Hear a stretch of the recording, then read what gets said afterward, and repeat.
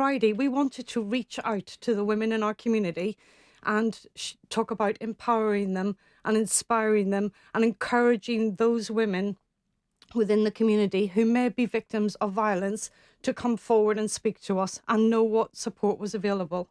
So the idea around Friday was to reach out to those victims that we don't necessarily know about, that have been living in the community, that don't know where they can get help and support.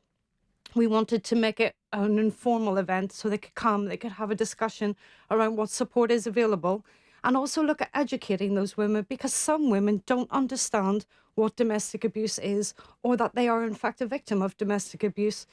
You know, you have the normal abuse that you would look at, like the sexual abuse, the psychological, emotional, physical abuse. But you also have the more subtle forms of abuse, like the controlling and coercive behaviour. And many women don't understand that they may be a victim of domestic abuse.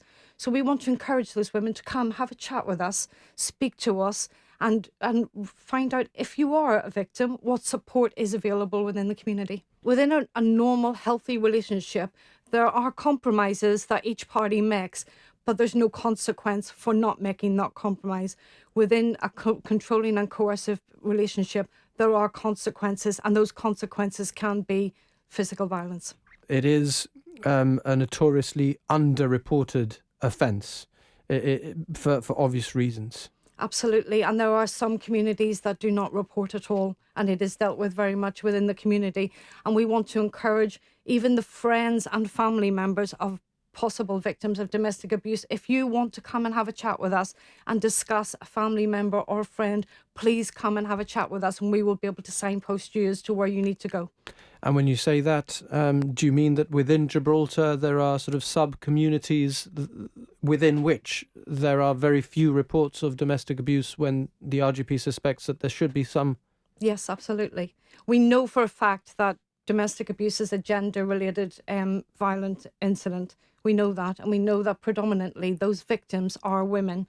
So it stands to reason that if we are getting less reports from some of the sub-communities within Gibraltar, that there is domestic abuse happening there. It's just not being reported outside of the community.